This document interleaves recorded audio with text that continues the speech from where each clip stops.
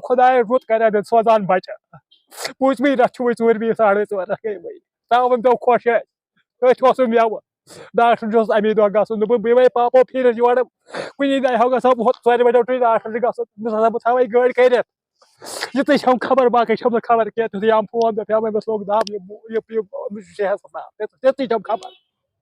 बाकी खबर कह ना कत ना बात ना लेन गोस हर बाप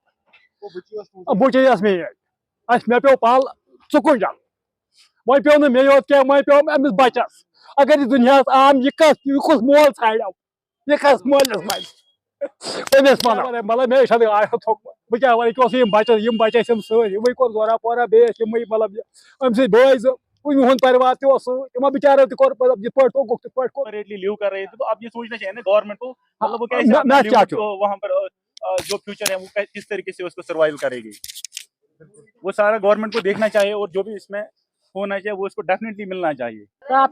फिक्र रात दपान मे फ्यूज लागन मे थो ग्रिड वालन वन तम सात द्राव फोन आज द्राव ड्यूटी असल पे द्राव दोपन बह नेर अमस लंड के तो संभालो वोत ये थवन स्कूटी ये दोपस ये कत वल चाक बह लाग बहुत लंडे पत यमो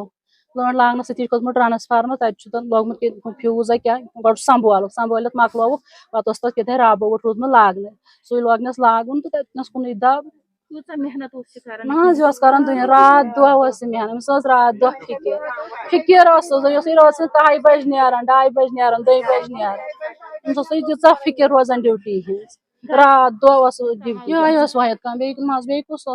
ये कमान तो खेवान पन हक मान मे वन मे कर ट्रांसफर मगर अम मोन क्या ना ड्यूटी दिन दिन बदल कुन जाए तो मोन मे वन रेत 2 रेत ब्रो करना गाम ठीक क्या करना ट्रांसफर पन्नस गामस मह बे शुबन अहन तिमन तम लगे तथ पावरस तिमन लगे तथ तार हो लजक लागन ब्या नफर खोस नेर चुकन बह खस खोत तो 11 दोन सौर पड़ 11 तोड़ मर। जो आज हमारा एक साथी इस दुनिया से चले गए,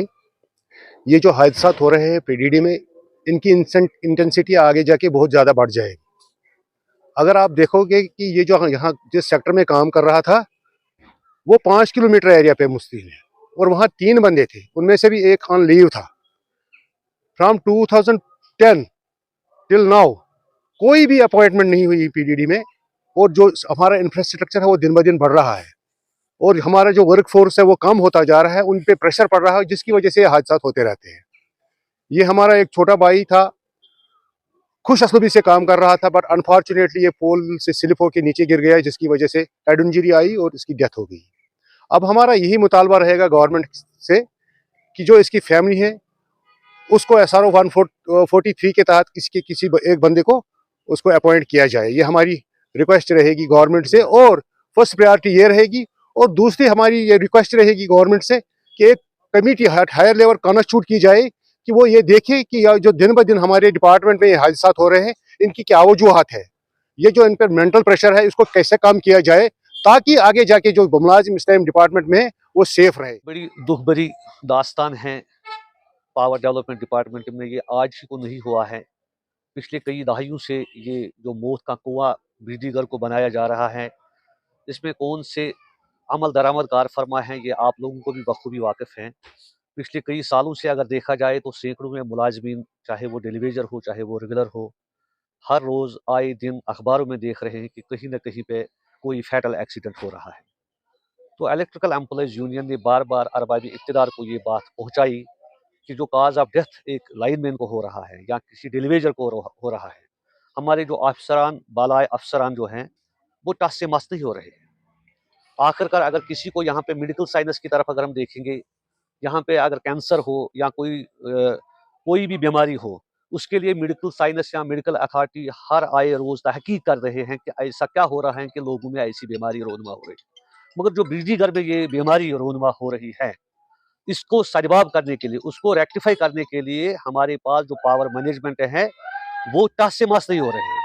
ये रोज़ का जो मामूल है, आज अब्दुल हमीद मीर साहब जाँ बाक हुआ है ड्यूरिंग रिपेयरिंग, तो इसमें SOPs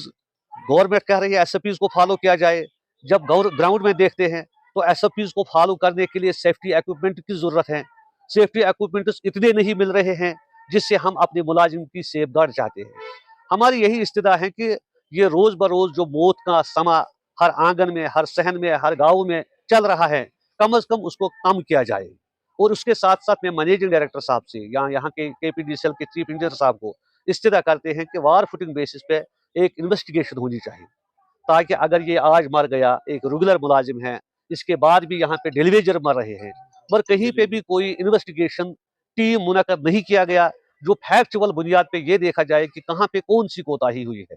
इलेक्ट्रिकल एम्प्लॉयज यूनियन यही चाहती हैं, नंबर एक इसकी तहकीकात होनी चाहिए, और उसके साथ साथ जो मैक्सिमम क्वांटिटी आप जो यहाँ पे एक्सीडेंट्स हो रहे हैं उनको मिनिमम कैसा किया जाएगा, उसका रेशो कम किया जाए, कैसे किया जाए, तो वो SOPs हमें देखने हैं, मुलाजमों को देखने हैं, यहाँ के डेलीवेजर को भी देखने हैं। उसके साथ साथ जो हमारे ऑफिसर साहिबान हैं उनको अवलीन तरजीहात में उसको मिनिमाइज करने के लिए काम करनी है। और दूसरी बात, आप देख रहे हैं कि पीछे जो मकान पड़ा हुआ है ये एक मतलब अच्छा गाँव है, और इस अच्छे गाँव में जहाँ बड़े बड़े लोग रहे हैं, सिवाय एक घर है जो बिल्कुल कसम पुरसी की जिंदगी गुजार रहा है, न रहने को घर है, न बैठने को यहाँ पे सहन है, और इस हालत पे एक लाइनमैन अपनी जिंदगी गंवा देता है तो सवालिया निशान बनता है। उसके साथ साथ क्योंकि ये रेगुलर मुलाजिम था, इसका बाप भी पिछले कई सालों से इसी दर्दनाक हादसे में शिकार हुआ, और वो भी इसी तरीके से बिल्कुल फौत हो चुका, और आज उसका बेटा फौत हो रहा है। मेन काज जो है वो इलेक्ट्रिक शॉक था। और इस फैमिली को रिहेबिलिटेट करने के लिए सरकार के पास वाज़ेह हिदायत है SRO 43। उस SRO 43 को इम्प्लीमेंट करने की जरूरत है कि जो भी यहाँ पीछे लवाहिकीन रह चुके हैं, कम से कम ये भी जिंदा रहने के लिए उनके पास भी कोई सहारा होना चाहिए।